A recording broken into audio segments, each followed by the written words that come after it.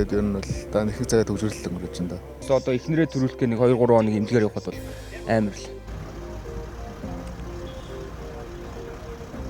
19-оос яаш 5 шарлаа явлаа. 5 шарж явлаа гэж бодоход нэг 30 минут явдаг ус баг.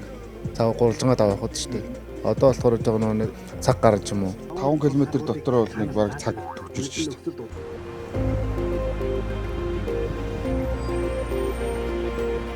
Хүмтэй шүү дээ. Зохицол явахаас өөр арга байхгүй л дээ. Яг одоо инх тавны гүүрэн дээр турган тусламжийн машин ч сүрж өнгөрч чадхааргүй ийм битүү төвчрэлтэй байна.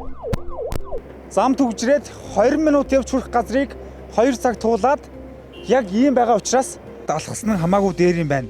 Ингэвэл стрессээс ангижрах, за цаг заваа хэмнэх хамгийн боломжтой хувилбар юм байна. За энд ажиглаа зогсоход бол дугуй унсан, далхсан, гүйсэн хүмүүс маш их байна. Алхацсан дээр дээ. Хаанаас хаа хүрчин? Талбайгаас 13 хүрчин да.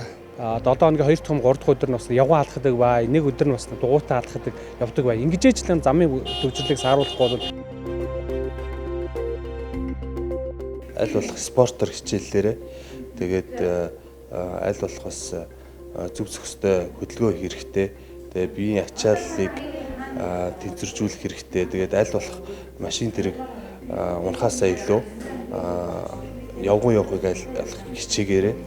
За ингэм бол ингээ стресстэй айлах эрүүл мэндэд багч гисэн таны зүгээс оруулж байгаа хувь юм шүү.